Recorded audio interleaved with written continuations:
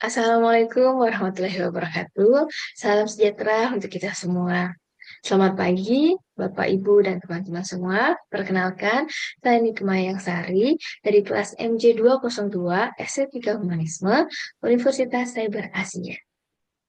Bapak, Ibu, dan teman-teman semuanya, sekarang kita hidup di zaman yang luar biasa dengan adanya perubahan teknologi yang sangat cepat dan juga kemajuan yang luar biasa.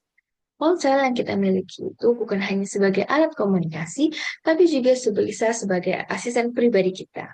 Dan juga kita bisa melihat sekarang sudah ada mobil yang bisa berjalan sendiri tanpa pengemudi, dan juga robot yang bisa menggantikan pekerjaan manusia. Semua ini adalah bagian yang kita sebut sebagai industri 4.0 atau revolusi industri yang keempat. Namun, di balik semua teknologi yang canggih ini, ada satu pertanyaan besar, yaitu apa sih gunanya semua ini jika manusia tidak bisa merasakan manfaatnya? Nah, disinilah muncul konsep baru yang ada di Jepang, yaitu ada namanya Society 5.0, yaitu sebuah visi di masa depan yang menjadikan teknologi sebagai alat untuk meningkatkan kualitas hidup manusia, bukan untuk menggantikannya. Nah, hari ini kita akan membahas mengenai apa itu industri 4.0 dan juga apa itu society 5.0. Sebelum kita bicara tentang industri 4.0, mari kita kelas balik sedikit mengenai sejarah. Sejak zaman dulu, manusia semua menciptakan alat untuk mempermudah hidupnya, yaitu pada revolusi yang pertama, dimulai di akhir abad ke-18 ketika mesin uap ditemukan. Ini mengubah dunia pertanian menjadi dunia industri. Lalu datanglah revolusi yang kedua, yaitu saat listrik dan juga jalur perakitan massal ditemukan. Produksi barang menjadi lebih cepat dan juga efisien. Lalu ada revolusi ketiga di akhir abad ke-20, yaitu menghadirkan komputer, internet, dan juga teknologi informasi. Kita mulai mengenal dunia digital. Nah, sekarang kita berada di revolusi yang keempat, yaitu industri 4.0. Dunia kita menjadi semakin canggih, semakin terhubung secara otomatis. Teknologi seperti kecerdasan buatan atau AI, robot pintar, atau Internet of Things, dan juga Big Data mulai masuk ke berbagai aspek kehidupan, mulai dari industri transportasi, kesehatan, rumah tangga, dan juga pendidikan. Apa sih sebenarnya industri 4.0 itu? Industri 4.0 adalah istilah yang menggambarkan transformasi besar dalam dunia industri dan juga teknologi.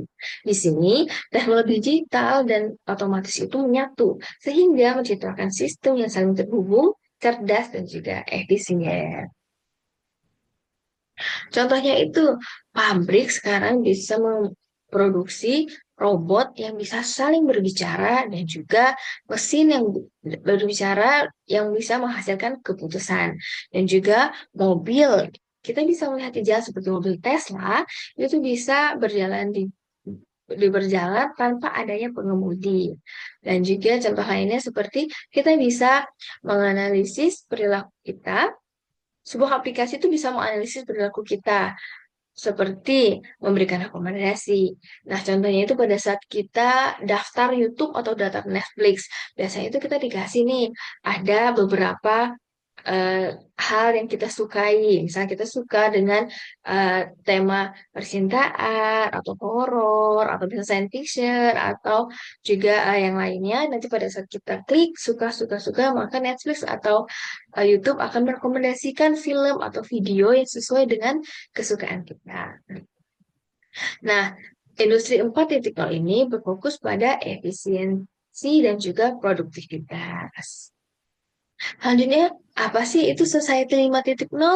Yaitu konsep masyarakat masa depan di mana teknologi digunakan bukan hanya untuk industri, tapi juga untuk memecahkan masalah sosial dan juga meningkatkan kualitas hidup manusia.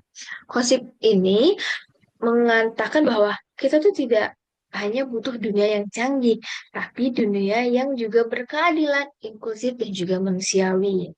Society 5.0 ini merupakan kelanjutan dari perkembangan masyarakat sebelumnya. Jadi sebelum ada Society 5.0 ini, ada Society 1.0 yaitu pada saat zaman berburu. Selanjutnya Society 2.0 yaitu masyarakat pertanian. Society 3.0 itu masyarakat industri. Society 4.0 yaitu masyarakat informasi ketika internet mulai mengubah dunia.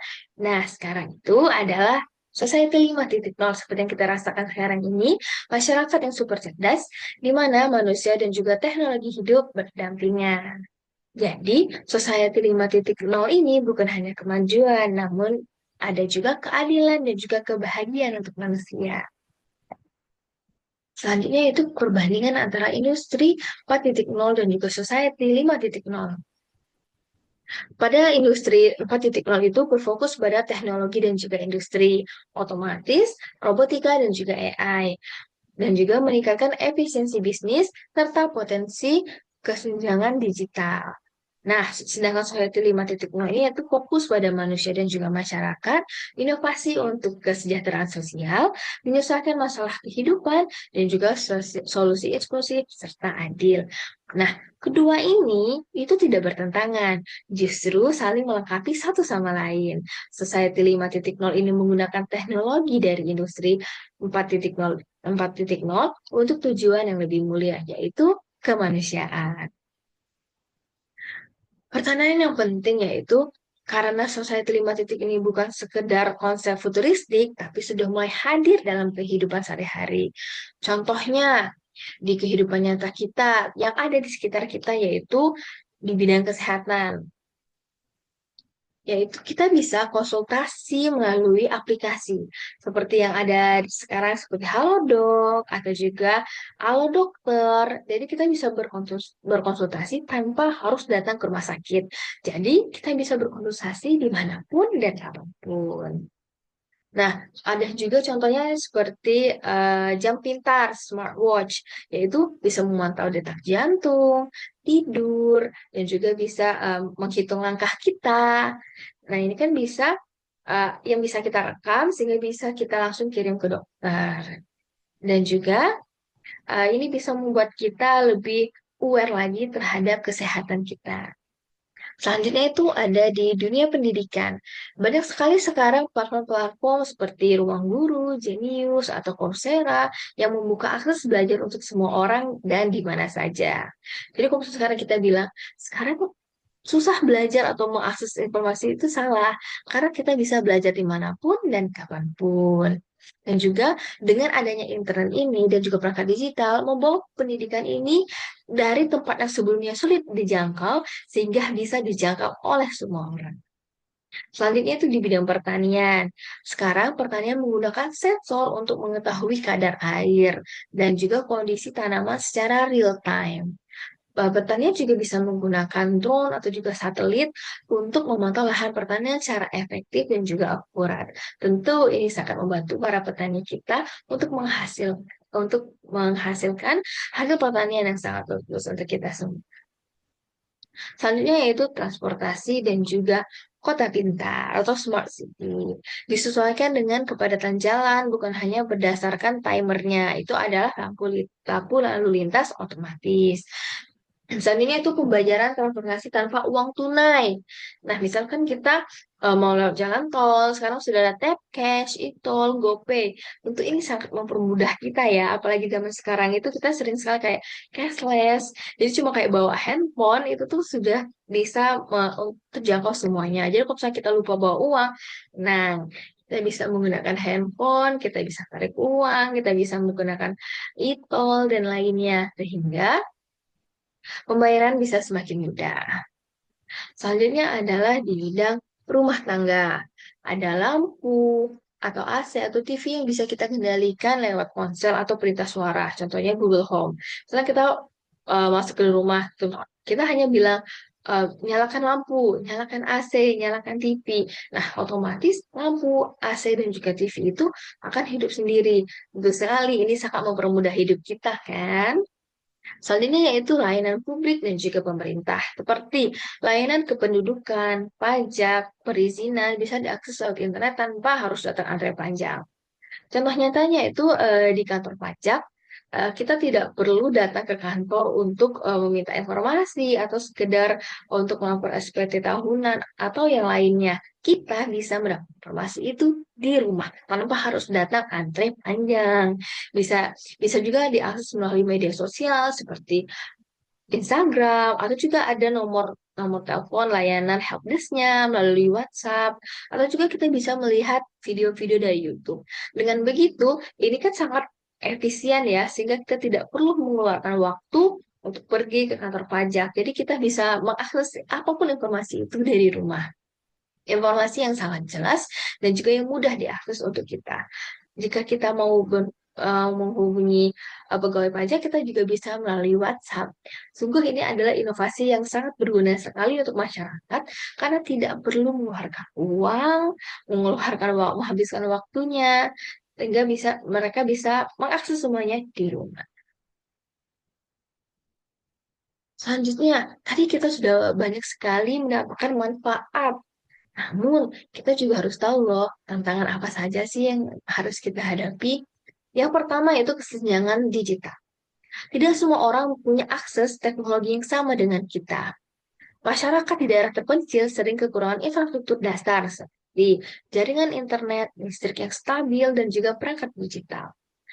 Munculnya kesenjangan antara mereka yang melek digital dan juga mereka yang tertinggal digital ini. Ini bisa memperlebar jurang sosial dan juga ekonomi. Namun, kita pasti punya solusinya, yaitu pemerataan akses internet dan juga pelatihan literasi digital sejak ini. Jadi, kalau misalnya internet kita sudah merata, jadi tidak ada lagi yang namanya kesenjangan digital. Selanjutnya yaitu penggantian pekerjaan oleh teknologi. Contohnya kasir diganti oleh mesin self-service. Karena kita sudah bisa melihat ya bahwa di supermarket itu kita membayar dengan cara self-service di mana kita scan barang kita, lalu barang yang kita beli, lalu kita membayarnya sehingga tidak perlu kasir di sini. Petugas tol juga digantikan dengan e-tol yang seperti kita tempelkan kartu e-tol, jadi kita palang akan terbuka sehingga kita tidak memerlukan petugas e-tol di sana. Supir yang bisa digantikan dengan kendaraan otonom. Banyak pekerjaan yang sifatnya rutin atau fisik berisiko tergantikan. Sehingga hal ini dapat mengakibatkan pengangguran jika tidak ada pelatihan ulang. Namun solusinya yaitu investasi pada pendidikan dan juga pelatihan keterampilan baru. Keterampilan baru ini seperti digital, kreatif, dan juga analitis. Selanjutnya, kita juga harus waspada terhadap keamanan data dan juga privasi. Di zaman sekarang, data pribadi seperti lokasi, kesehatan, bahkan kebiasaan belanja pun bisa kita kumpulkan dari berbagai banyak aplikasi. Ancamannya yaitu pencurian data ataupun cybercrime, penyalahgunaan untuk iklan atau manipulasi politik. Maka kita harus memperkuat regulasi untuk perlindungan data dan kita sebagai konsumen kita harus aware terhadap data kita. Jangan sembarangan memberikan data kita pribadi terhadap orang lain. Jangan menyebarkan data pribadi kita ke media sosial karena itu akan membahayakan diri kita sendiri. Maka kita harus lebih waspada, bijak untuk menggunakan media sosial ini dan juga bijak untuk memberikan data-data pribadi kita. Selanjutnya yaitu ketimpangan sosial dan juga etika. Ada risiko dominasi oleh segelintir perusahaan besar teknologi. Tidak semua inovasi mempertimbangkan nilai-nilai kemanusiaan dan juga keadilan. Misalnya seperti algoritma AI yang bisa mendiskriminasi kelompok tertentu. Nah, etika teknologi harus menjadi bagian inovasi. Pemerintah dan masyarakat sipil harus terlibat aktif untuk mengawasi arah perkembangan teknologi ini. Jangan sampai kita terbawa arus, kita harus memberikan hal-hal positif dan juga kita harus memberikan hal positif terhadap kemajuan teknologi. Selanjutnya yaitu krisis identitas dan juga kemanusiaan. Ketergantungan berlebihan pada teknologi dapat melemahkan interaksi sosial dan juga empati. Budaya instan bisa mengurangi kemampuan berpikir kritis, bersabar, dan juga berproses. Pendidikan karakter, budaya, literasi, dan juga nilai-nilai kemanusiaan tetap harus dijaga dan juga diajarkan agar kita tidak ketergantungan berlebihan pada teknologi. Kita tetap harus bisa berinteraksi sosial dan juga berempati terhadap sesama manusia.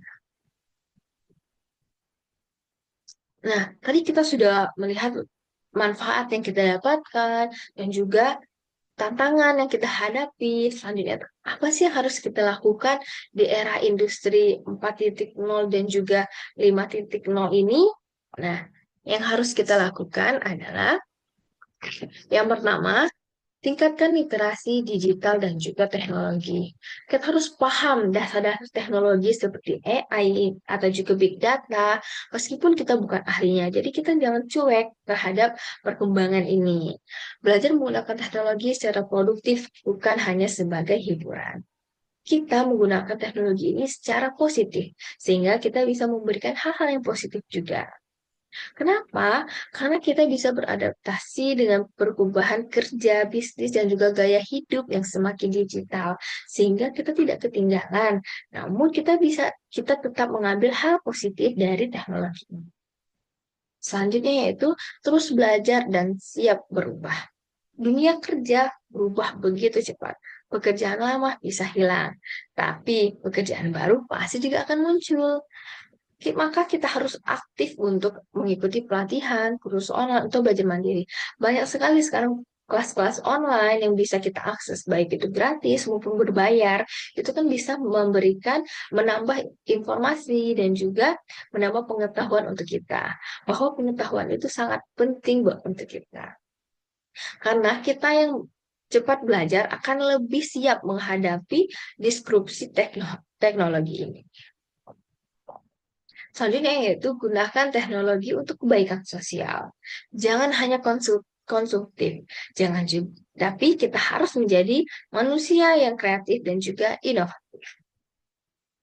Manfaatkan teknologi untuk menyelesaikan masalah seperti pendidikan, lingkungan, kesehatan, dan juga kemiskinan. Karena Society 5.0 ini yaitu menempatkan manusia di pusat teknologi adalah alat yang bisa membantu sesama, bukan untuk mendominasi. Selanjutnya yaitu kita menjunjung etika dan juga kemanusiaan. Jangan sampai kemajuan teknologi ini menghilangkan rasa empati kita, kejujuran, dan juga tanggung jawab sosial kita terhadap sesama manusia. Jaga privasi digital, hormati perbedaan, dan lawan penyebar hoax. Hati-hati, zaman sekarang zaman yang canggih. Sudah banyak sekali AI, video-video yang bisa diedit, bisa menyebarkan berita-berita hoax. Dengan sekali klik, berita itu bisa langsung menyebar ke seluruh masyarakat. Nah, masih banyak masyarakat yang belum bisa membedakan mana berita yang hoax, mana juga berita yang sebenarnya. Maka kita sebagai masyarakat, sebagai seorang manusia, kita harus bijak menggunakan teknologi ini. Jangan sampai apa yang kita lakukan itu bisa merugikan untuk orang lain. Karena masa depan bukan hanya milik teknokrat, tetapi milik semua orang. Selanjutnya yaitu berperan aktif dalam komunitas dan juga pemerintahan. Dukung kebijakan inklusif seperti akses internet merata, pendidikan digital, perlindungan data, dan juga suarakan pendapat dan juga berpartisipasi dalam pengambilan keputusan politik. Kenapa? Karena masa depan itu milik kita semua. Maka kita harus aktif dalam komunitas dan juga pemerintahan, yaitu semoga internet bisa merata, pendidikan digital, perlindungan data, semuanya pun bisa kita rasakan. Kesimpulannya yaitu industri 4.0 ini memberikan alat. Namun, society 5.0 ini yaitu memberikan kita arah. Kita yang menentukan masa depan kita. Jangan sampai kita terbawa arus, yaitu apalagi kalau arus yang negatif. Kita harus mencari arus yang positif untuk diri kita sendiri. Dengan adanya teknologi yang canggih ini, kita bisa mendapatkan informasi dengan sangat mudah. Kita bisa belajar, menambah ilmu pengetahuan di mana saja dan kapanpun. Nah, namun kita juga harus terus aware terhadap hal-hal kecanggihan teknologi ini. Seperti tadi, bijak dalam menggunakan media sosial, bijak dalam menyebarkan data pribadi kita. Tidak cukup hanya cerdas secara digital, kita juga harus bijak secara sosial dan juga bermartabat sosial secara moral. Saatnya menjadi manusia seutuhnya di tengah teknologi yang super canggih ini. Industri ini memberikan kita alat, society ini memberikan kita. Mari kita bangun masa depan yang cerdas, adil, dan juga berkelanjutan. Bukan hanya untuk generasi sekarang, tapi untuk generasi anak cucu kita. Ingat, semuanya ada di tangan kita. Kita yang harus bijak untuk melaksanakan semuanya. Bahwa industri 4.0 memberikan kita alat, society 5.0 memberikan kita arah. Semoga penjelasan mengenai industri 4.0 dan juga society 5.0 ini bisa kita ambil nilai-nilai positifnya sehingga bisa membawa kita ke jenjang yang lebih baik lagi, ke kehidupan yang lebih positif, dan juga bisa memberikan manfaat bagi orang. Terima kasih. Wassalamualaikum warahmatullahi wabarakatuh.